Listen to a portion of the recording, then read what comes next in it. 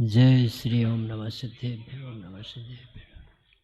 नमो अरिहन्ताणं नमो सिद्धाणं नमो आयरीयाणं नमो वज्रायाणं नमो लोये सव्यसाहुरं।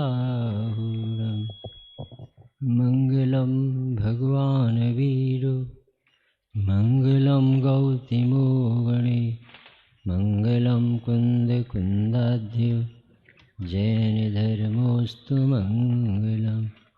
सर्वमङ्गलमाङ्गल्यं सर्वकल्याणकारकं प्रधानं सर्वधर्माणां जैनं जयतु शासनं। नमः समय साराय स्वानुभूत्या चकासुते चिस्वभावाय भावाय सर्वे भावान्तरच्छदे। बन्दितु सव्यसिद्धे द्रोमचल्मणोभवं गतिं पत्ते वोच्छामि समयपाहुर्मणमो सुधकेवली।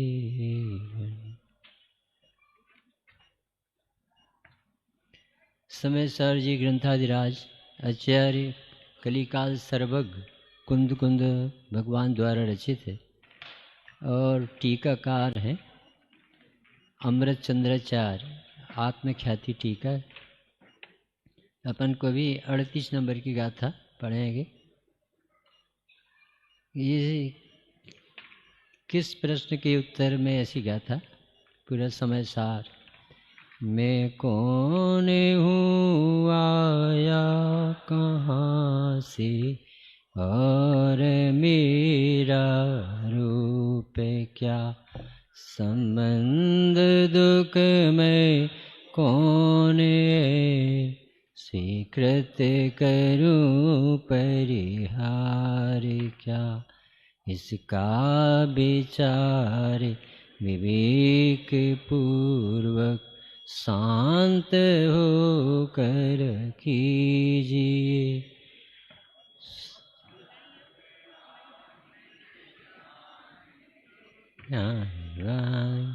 कार से पीजिए। सब समझ गए होंगे कैसा प्रश्न उठना चाहिए। भव्य जीवों को कैसे प्रश्न उठते हैं, मैं कौन हूँ, भली ओन आर होते उसके ऐसे भाव आते हैं, मैं कौन हूँ, मेरा स्वरूप क्या है। इस प्रश्नों के उत्तर में ये आचार्य कुंद कुंदेव ने अपने अनुभव लिखे। इसमें 38 नंबर की गाथा एक लाइन में कहें, अपने परमेश्वर को भूल गया। ये मूल बात ये बताना, कितना बड़ा उद्देश्य है। हमने शिकायत की आचार्य भगवान से, हम बहुत परेशान, लड़के बच्चे आज्ञा नहीं मानते, शरीर साथ नहीं देता, काल खराब है, उदय खराब है, बहुत शिकायतें। उन्होंने अपनी आंख बंद कर दी, कुछ नहीं बोली, ध्यान में बैठ। हम पूछ रहे महाराज जी हम बहुत परेशान, तो उसी का तो समाधान बता रहे कि अपने को भूलेगा तो परेशान नहीं होगा तो क्या होगा। मैं भूल स्वयं के वैभव, अपने भगवान को भूलेगा तो जगह जगह पैसा भगवान दिखेगा, देह भगवान दिखेगा, भोग भगवान दिखेंगे, क्योंकि ये अपने परमेश्वर को भूल गया है। इसलिए इसे भूखे व्यक्ति को हर जगह भोजन दिखता है। कितनी बड़ी बात बताना है कि कांच को हीरा मानता है, हीरे को कांच मानता है। भेड़ों की टोली में कोई शेर का बच्चा शामिल हो और अपने को भेड़ मान, ऐसा ही है जीव अपने परमेश्वर को भूल गया है। और इस काल में गुरुदेव श्री का जो आना हुआ, एकदम एंगल बदलने के लिए, हम बहुत सोच एकदम से बदल दी हुई।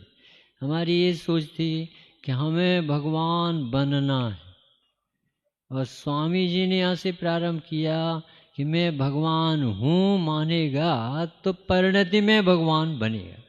कितना अंतर सोचने में भी। सब जीव यही सोचते थे हम तो पापी हैं, अज्ञानी हैं, संसारी है, रागी द्वेषी है, मोही है, हमें अपना कल्याण करना है। इतनी ईमानदारी से पात्रता, हमें कल्याण करना है। हमने कितने पाप किए, पंच परावर्तन में कितने रखड़ गए।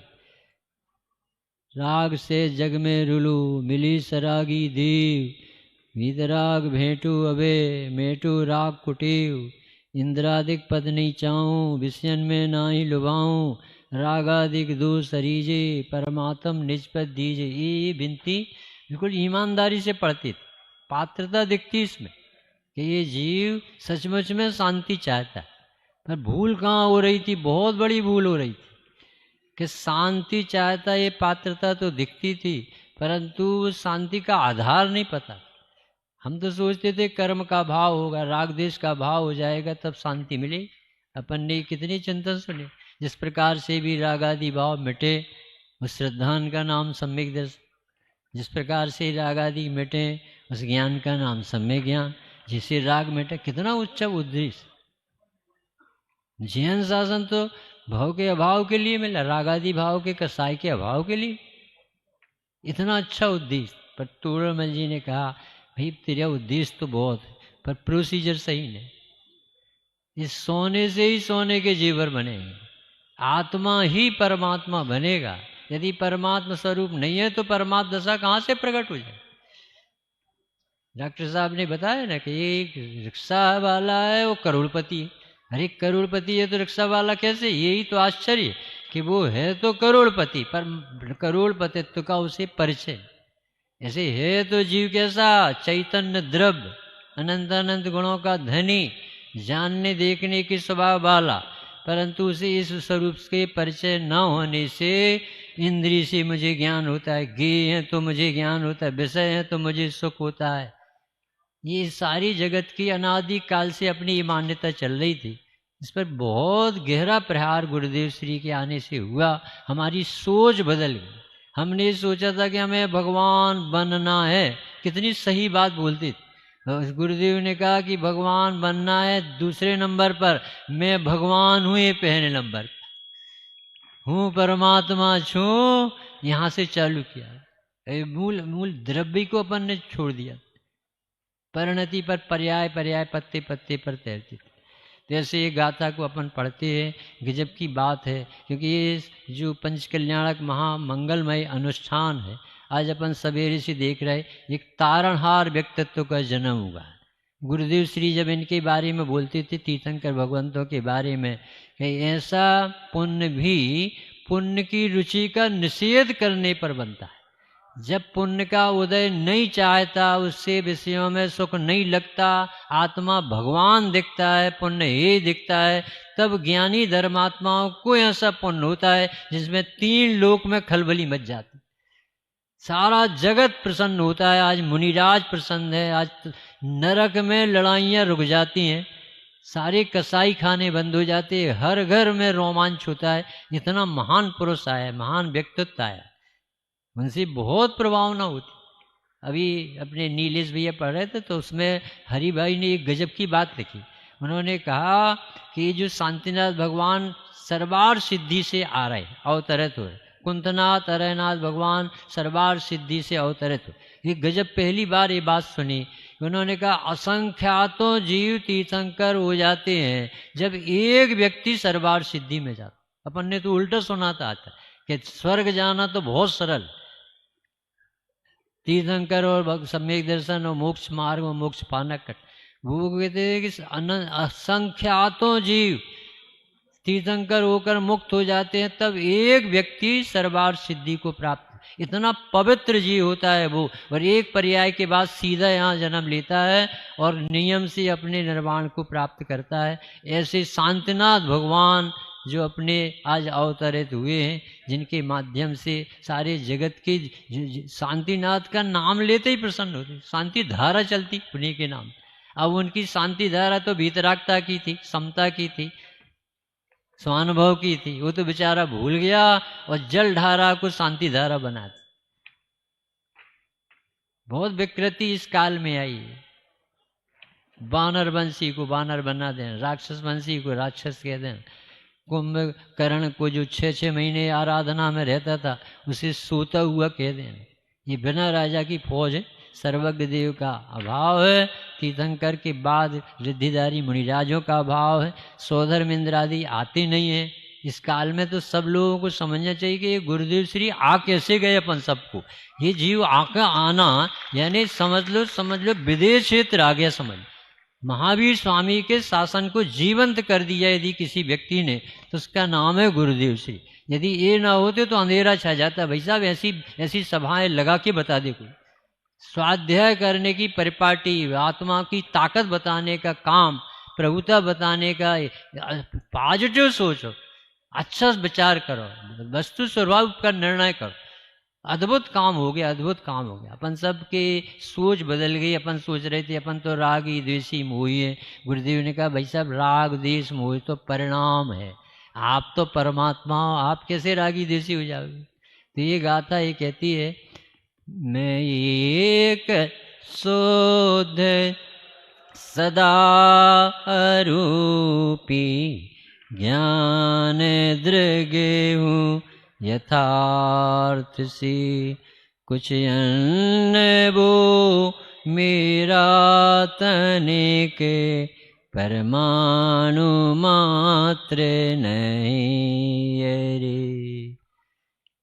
सारी समस्याओं का समाधान समझो, चाहे आइडेंटिटी कार्ड समझो, चाहे आधार कार्ड समझो, चाहे परमानेंट परिचय पत्र समझो, अपना परिचय देते हुए वस्तु स्वरूप का परिचय कराते। ऐसा ही प्रत्येक जीव का अस्तित्व। प्रत्येक जीव एकत्व भक्त है, शुद्ध है, ज्ञान दर्शन मयी है, अरूपी है, आनंद का भंडार भरा है। और ऐसा जीव का एक परमाणु मात्र उसका कुछ नहीं, जरूरत नहीं। अपन को ऐसा लगता है कि ये इतना बड़ा वैभव चक्रवर्ती कैसे छोड़ देता हूँ। अभी नीलेश भैया बता रहे स्वामी जी कहते थे कि ये वैभव छोड़ना इतना सरल है जैसे गोबर छोड़ना, गाय का मल मूत्र छोड़ना इतना कठिन लगे उस महिला को जो मोही है, और चक्रवर्ती को ये वैभव छोड़ना वैभव ही नहीं लगता, उदय का प्रोडक्ट लगता है। अपनी बपौती मानते नहीं है, इसलिए वो तिर जाते। तो अभी सबसे पहला प्रारंभ किया ये बात अत्यंत अप्रतिबुद्ध व्यक्ति को सुनाई। क्या कहा उसने, साहब हमारा कल्याण कैसे हो, हम तो बहुत पापी हैं, हम तो अज्ञानी हैं, हम तो मूर्ख हैं। आचार्य देव कहते हैं कि तू पापी नहीं है भाई, तू मूढ़ नहीं है, तू अज्ञानी नहीं है, तू रागी द्वेषी नहीं है, तू एक विभक्त एकत्व विभक्त आत्मा। इसके उदाहरण अपन जब स्वामी जी से सुनते ना, स्वामी जी ने एक द्रव्य दूसरे द्रव्य का कर्ता नहीं है, इस शास्त्रीय भाषा को आपकी दैनिक जीवन से जोड़ा था कि एक बाई है वो रोटी नहीं बना सकती, पेट्रोल से गाड़ी नहीं चलती है, गुरु से ज्ञान नहीं होता है। जब वो असर लगाते थे चाकू सब्जी को छूती नहीं है तब अपने दिमाग में स्ट्राइक होता था, क्योंकि एक द्रव्य दूसरे द्रव्य का कर्ता नहीं सुन करके तो चले जाते थे पर असर ही नहीं पड़ता। तो उन्होंने जब इसे लगाया ना तब अपन सोचने थे पेट्रोल से गाड़ी नहीं चल। तो स्वामी जी से पूछती पेट्रोल के बिना चलती है क्या, कि पेट्रोल से नहीं चलती है, क्रियावती शक्ति से चलती है, तब पेट्रोल पर आरोप आता, ड्राइवर पर आरोप आता। निमित्त का निषेध नहीं करते थे स्वामी जी, निमित्त कर्तृत्व का निषेध करते थे और उपादान को जागृत कर। फिर से सुनना भाई, अत्यंत प्रतिबुद्ध को लिया है का अर्थ है इंद्रभूति जैसा व्यक्तित्व जो गृहीत मिथ्यात्व में पड़ा था, एक भी तत्व नहीं जानता था, न 6 द्रव्य, न 7 तत्व, न 9 पदार्थ, न 5 अस्तिकाय, न द्रव्य, न गुण, न पर्याय, न वीतरागता, न सर्वज्ञता, न जीव, ये कुछ नहीं जानता था। और वो व्यक्ति आया भगवान के समोशरण में मानस स्तंभ को देखा, उसे पूर्व की देशना याद आई कि मैंने ये भगवान मुनिराजों से सुनी है कि तू देह नहीं है, तू चैतन्य परमात्मा है, तू ज्ञाता है करता नहीं है, विषयों में सुख नहीं है, आत्मा भगवान, उसे सुखी होना नहीं है, वो सुख का ही बना है, तुझे ज्ञानी नहीं होना है, तू ज्ञान की मूर्ति है। ये बातें एकदम दिमाग में आई और उसे भगवान की देशना सुनने के पहले ही सम्यक दर्शन हुआ। जय हो वीतरागी भगवान की जय, शासन नायक भगवान महावीर स्वामी की जय बोली और थोड़ी इतनी विशुद्धि बढ़ी कि कपड़ा उतर गए, 5 महाव्रत ले लिए। इतनी अकेले नहीं, 4 ज्ञान का धारी हो गया। मिथ्या दृष्टि अज्ञानी पापी जीव लगता है ना, उसके लिए गाथा बता रहे हैं कि तुम तो इतने बड़े मिथ्या दृष्टि नहीं हो कि तुम इंद्रभूति जैसे अजयन के कुल में पैदा हुए, जहाँ नाम भी सुनने नहीं मिलता कि द्रव्य गुण पर्याय क्या है, स्वतंत्रता स्वावलंबन क्या है। तुम्हें तो रोज सुनने मिलती है बात। तो वो इंद्रभूति ने 4 ज्ञान प्रकट कर लिए, और सुनो 63 रिद्धियां प्रकट कर ली, और सुनो निहार बंद हो गया, हार बंद हो गया, गणधर पद पर विराजमान हो गया। अब ये कहते ये सब कहाँ से हुआ? कहते ये आत्मा ऐसा बना बनाया भाई साहब, एक समय की पर्याय तो विपरीत थी, द्रव्य में थोड़ी कोई गड़बड़ी आई। द्रव्य और गुण तो भगवान ही था, एक समय की पर्याय को उसे पता नहीं था कि मैं इतना महान। और जो इस तरफ नजर करती थी वो इस तरफ नजर करने लगी। कितनी देर लगी वैसा, वो करोड़पति बनने में रक्शे वाले को कितनी देर लगी। उसने हाथ तो पाड़ा, अरे मैं रक्षा वाला मान बैठा था, मेरे पिताजी ने तो करोड़ों रुपए मेरे नाम से जमा किए। अच्छा मैं ही तो हूँ वो, वही मैं हूँ चैतन्य प्रभु, मैं हूँ, मैं हूँ आया और सम्यक दर्शन आया।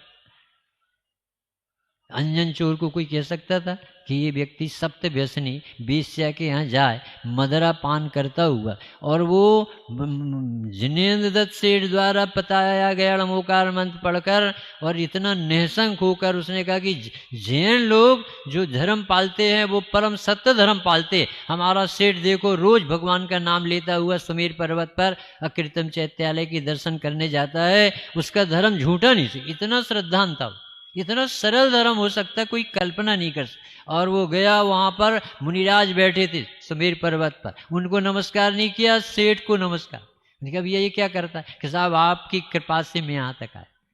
और मुनिराज की देशना सुनी और मुनिराज से पूछा, साहब मैं इतना बड़ा पापी हूँ, सप्त व्यसनी मेरा कल्याण हो सकता? कि भैया तू सप्त व्यसनी तू नहीं है, सप्त व्यसन तेरे गे परिणाम है, हे आश्रय बंध तत्व, तू तो चैतन्य तत्व, तू तो जीव तत्व, तू तो ज्ञायक भगवान, तुझे व्यसन नहीं है, तेरी परिणति में व्यसन।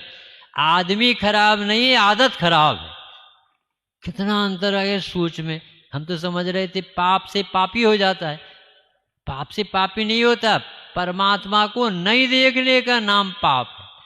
आप में नहीं सो वो पाप में। पर्याय के धर्म को हमने द्रव्य में लगाकर अपनी अनंत काल से बेइज्जती। सप्त व्यसनी अंजन भी 7 दिन में निरंजन पद को प्राप्त करके और अनंत और सिद्ध भगवान बन गया। कोई सोच सकता? कोई कब भगवान बन जाएगा, अरे देखता जग रह जाएगा। अंजन जैसे बने निरंजन रे, किसका गौरव कब जग जाएगा। सबको भगवान जानो, सिद्धों जैसा मानो, अशरीरी प्रभु हैं सभी, क्योंकि आत्मा अनंत गुणों का धनी, आत्मा अनंत गुणों का धनी।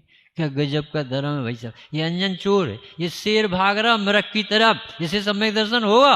अरे नहीं होगा तो 2 मुनिराज विदेश से करोड़ों मील चल करके एक व्यक्तित्व की पात्रता जब पकती है तो आकाश से भगवान को उतरना पड़ता है।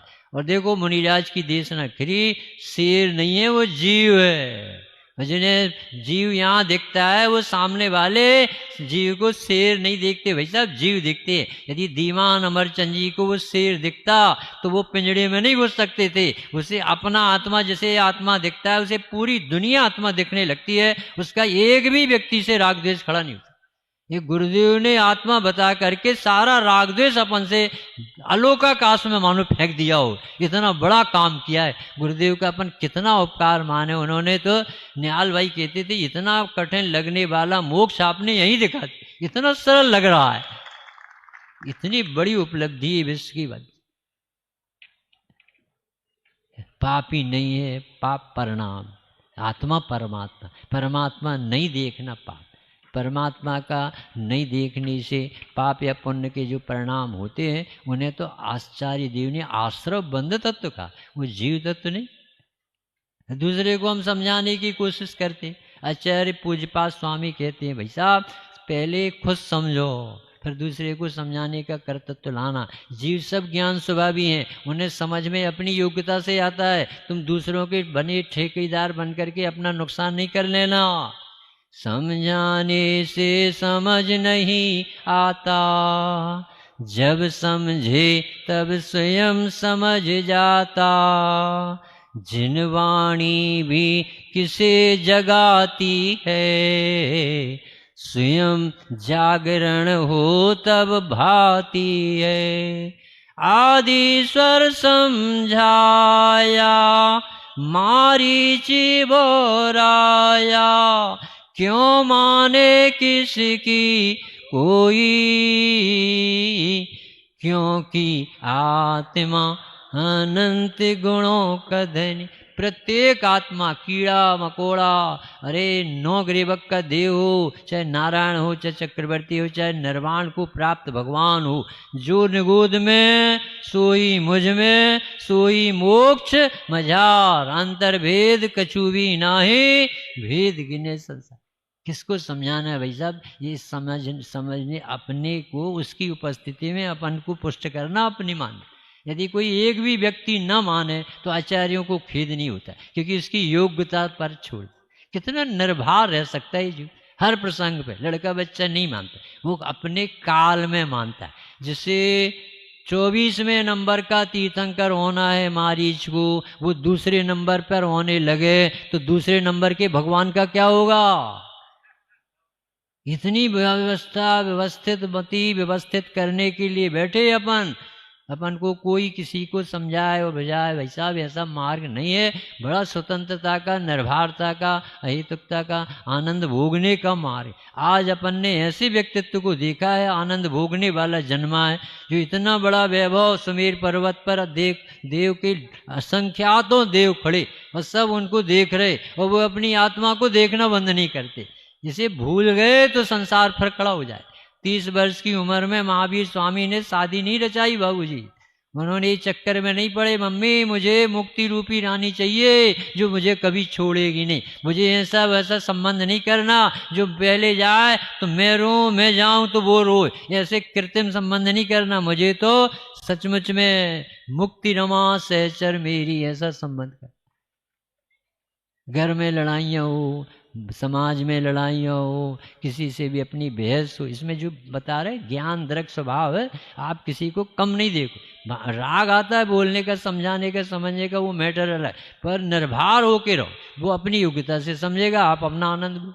एक तीसरा पहलू ये उस रचना में आया, साधर्मी से भी न बहस करना और विधर्मी संग भी चुप रहना। बुद्धू बन कर जो रह जाओगे, बहुत विवादों से बच जाओगे। जीवन 2 दिन का है, मौका निज हित का है, अवसर न आवे यों ही, क्योंकि आत्मा अनंत गुणों का धनी। कभी जब श्रीमती गरम दल हो तो आप नरम दल हो जाओ, जब आप गरम दल हो तो वे नरम दल हो जाएं। एक घर के दोनों चक्के से जो रथ चलता है, कसाय से कोई भी काम बनने वाला नहीं। जैन शासन में ज्ञाता रहने की कला सीखो, भेद विज्ञान करने का ढंग सीखो। ये काम हमारे मुनिराजों ने किया, ज्ञानियों ने किया। स्वामी जी के सामने कैसे काले झंडे लहराते थे, पत्थर फेंके जाते थे।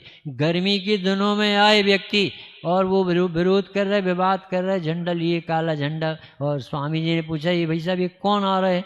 कि साहब आपका विरोध करने आए। अरे विरोध तो एक तरफ रहने दो, इनको गर्मी में प्यास लगी होगी, इनको बिठा लो, पानी पिलाओ, इसका नाम है गुरुदेव श्री।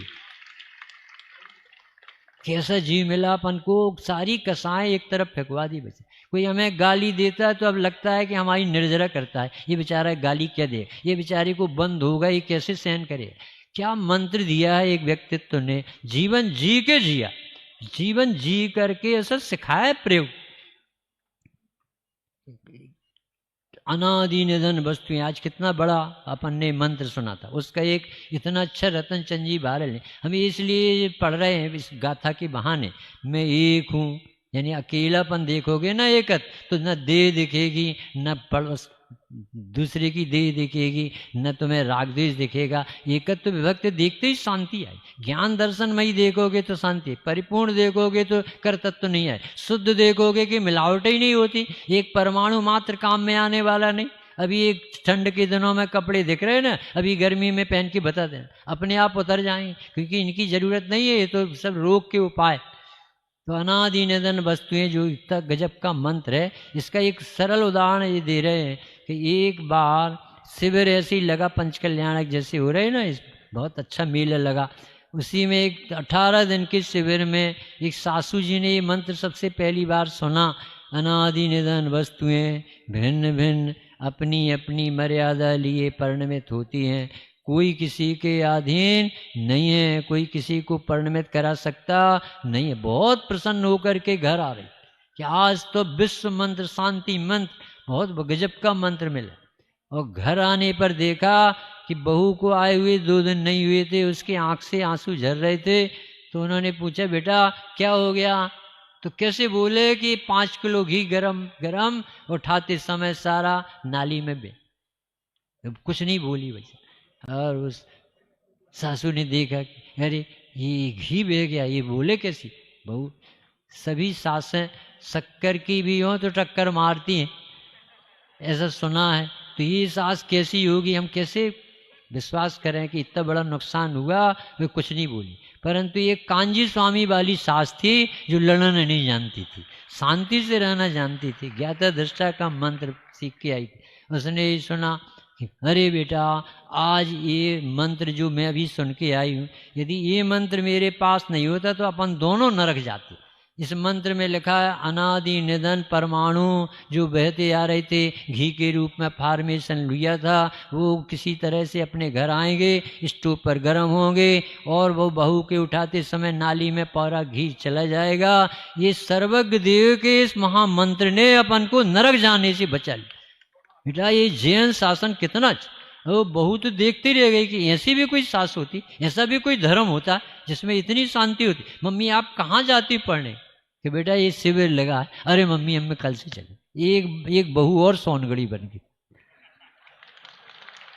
कोई एक बार सुने तो भाई साहब ये बातें ऐसी है, तुम्हें कोई तारीफ करता है, प्रसन्न करता है, अरे आप चैतन्य परमात्मा, ये देह के बारे में सोच। इसमें 36-37 गाथा लिखी, इसमें लिखा सब इतने गंदे गंदे परिणाम होते, न जाने कितनी इच्छाएं होती, राग द्वेष होते हैं, हम तो घबरा जाते। आचार्य देव कहते ये मोह कुछ मेरा नहीं लगता भाई साहब, कुछ मोह वो मेरा नहीं। क्यों नहीं लगता है? वो अपना उपयोग केवल एक में। अरे मेरे ज्ञान में तो वो दिखते हैं, वो आने जाते। दर्पण में आग दिखती है, इससे दर्पण गर्म नहीं हो जाता। टीवी में भूकंप, टीवी में बाढ़, टीवी में बहुत बड़े बड़े युद्ध, बम पटके जाते हैं, पर टीवी के पर्दे का जैसे कुछ बिगाड़ नहीं होता है, ऐसे ही ज्ञान और आनंदमयी आत्मा जो जानने देखने के स्वभाव वाला है, इस जानने देखने में कुछ भी भूचाल नहीं आती। फिर पूछा कि साहब मेरे पास ज्ञान कहाँ है? 37 नंबर की गाथा, ये भावक भाव की गाथा है 36 नंबर, कि जितने भी उदय जनक परिणाम है ये जीव के नहीं है। जीव का तो एक जानने देखने का परिणाम, जो अध्रुव होता है वो जीव का स्वभाव नहीं होता, ध्रुव स्वभाव ही जीव का स्वभाव है। तो उससे भेद विज्ञान राग देश मोह हर आदमी घबराता है। कोई कहते हैं, कुछ लोग कह नहीं पाते, परंतु इतने भी परिणाम हैं जो भी हों, भूख के, प्यास के, लड़ने बढ़ने के यदि चक्रवर्ती छायक सम्यक दृष्टि है और उसे खुद नहीं मालूम कि 1 मिनट बाद मैं हाथ से चक्र उठाकर अपने भाई जो इसी भाव में मोक्ष जाना उसके ऊपर चक्र चला दूंगा। ये राग का कण कब आना है और कब चला जाना है, यदि भेद विज्ञान नहीं होते तो वो पागल हो जाते। तो न लाने वाले बने न हटाने वाले बने। हर आदमी की सोच कैसी चलती है कि ये तीव्र कसाय आ रही है, ये मंद हो जाए तो मेरा धर्म हो जाए। आचार्य जो कहते तीव्रता से मंदता लाना धर्म नहीं है, चाहे मंद हो चाहे तीव्र हो, ये मैं नहीं हूं क्योंकि मैं ज्ञानानंद स्वभावी आत्मा हूं। ये भेद विज्ञान करना धर्म, ये बहुत बड़ा काम अपने गुरुदेव श्री ने अपन को कराया है। भेद विज्ञान का काम, ये राग द्वेष के परिणाम जो होते हैं, इसका तो 36 नंबर भी की गाथा में। और इस तरह सरल उदाहरण दीजिए, मालूम कैसा कि दही को शुगर मिलाओ, शक्कर मिलाओ, एक पेस्ट बनाओ और उससे श्रीखंड बनता है। और आचार्य अमृतचंद देव ने स्वाद पूछा कि बताओ श्रीखंड कैसा लगता है, तो उन्होंने कहा कि श्रीखंड खट्टा मीठा लगता है। अरे रे तुझे अभी भी समझ में नहीं आता, खट्टा मीठा नाम का कोई द्रव्य नहीं होता है। जो श्रीखंड में दही डला है वो खट्टा है और जो शक्कर डली है वो मीठी है। कभी द्रव्य, एक द्रव्य अपने स्वभाव को छोड़कर दूसरे द्रव्य रूप नहीं होता है। इतनी सुरक्षा कवच तो प्रत्येक द्रव्य ने अपने चतुष्टय को पकड़ के रखी। कहाँ से गड़बड़ी हुई, 7 में नरक के दुख सहे तथापि अपना आत्मा भगवान जैसा, सिद्ध भगवान जैसा ही सुरक्षित रहा, कुछ भी गड़बड़ी नहीं आई।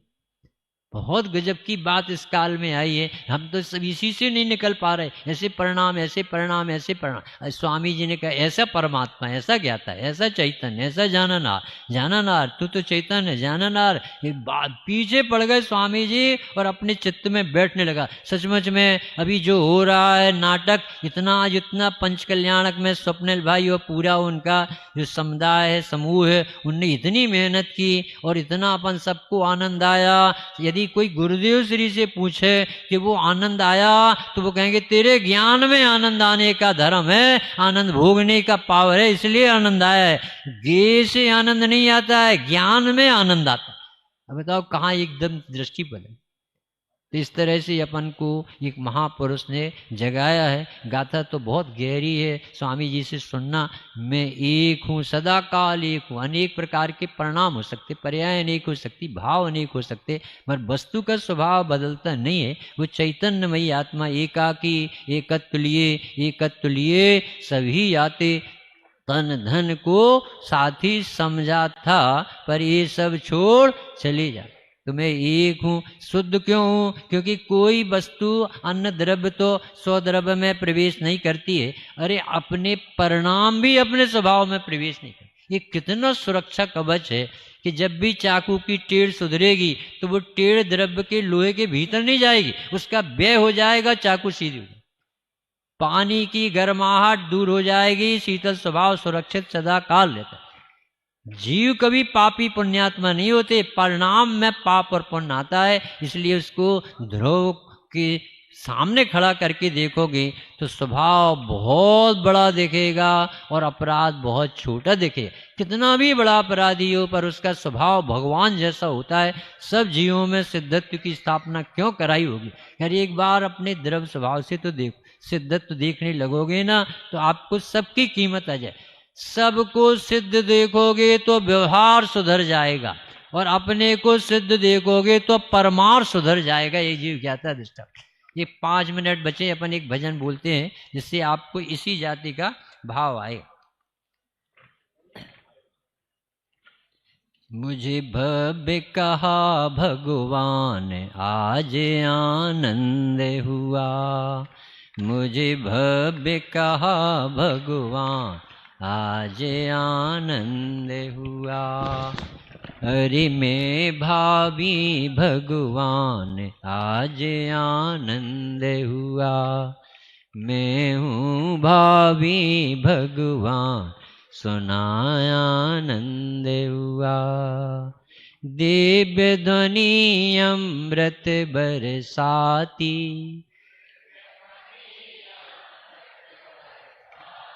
मेरी ही महिमा है गाती।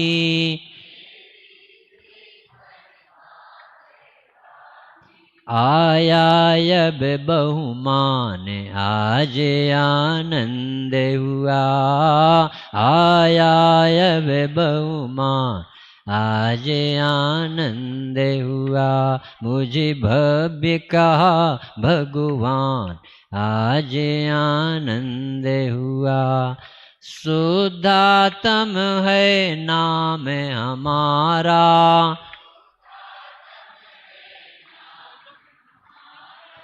मात्र जानना काम हमारा।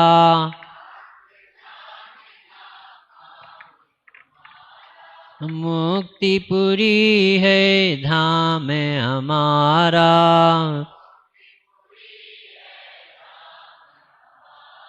जहाँ पूर्ण विश्राम आज आनंद हुआ, जहाँ पूर्ण विश्राम आज आनंद हुआ।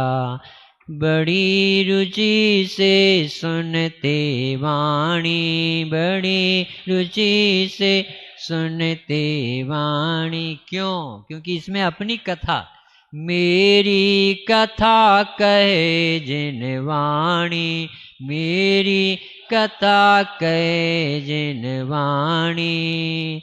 क्यों ना हो कल्याण आज आनंद हुआ, मैं भावी भगवान आज आनंद हुआ। भूल गया अपना परमेश्वर, 38 गाथा में उदाहरण भी कितना सरल है। मुट्ठी में रखे हुए सोने को भूल गया, भूल गया अपना परमेश्वर, भूल गया अपना परमेश्वर। ज्यों मोटी में सोना धर कर, ज्यों मोटी में सोना धर कर, खोज रहा सारी बस्ती में, खोज रहा सारी बस्ती में। अहो मिला अपने ही अंदर, अहो मिला अपने ही अंदर। कहाँ है आत्मा की जान कौन रहा? मार्ग सरल है जान आज आनंद हुआ, मार्ग सरल है जान आज आनंद हुआ। अहम भाव अपने में लाना,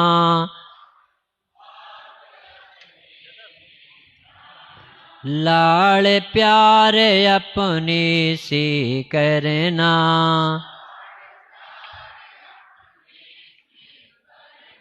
सत्संगति ज्ञानी की करना, गति ज्ञानी की करना। अपना आत्म राम सुमरना, अपना आत्म राम सुमरना। कहाँ सुमरने जाए? अरे जो जानता वही मैं हूँ, प्रति समय मैं हूँ, कब मैं नहीं हूँ। कि बन जाओ भगवान आज आनंद हुआ, मुझे भव्य कहा भगवान आज आनंद हुआ। अंत में पंच कल्याणक मंगल आया,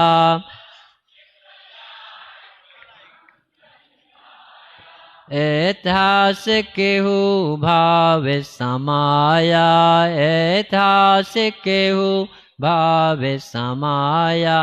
मंगलमय यो भाव जगाओ, मंगलमय यो भाव जगाओ। सम्यक दर्शन लेके जाओ, सम्यक दर्शन लेके जाओ। क्यों ना हो कल्याण आज आनंद हुआ, मुझे ध्रुव की हुई पहचान आज आनंद हुआ। भगवान ने क्या, ताई सुनो भभी, भव कहा। इसका अर्थ क्या है, हम सब जितने भी जीव गुरुदेव के सत्य का आदर और अनुमोदना कर रहे हैं, जब वो भगवान बनेंगे तो उनके अनुमोदक भी सब सिद्धालय में जाएंगे और भगवान बनेंगे। इसमें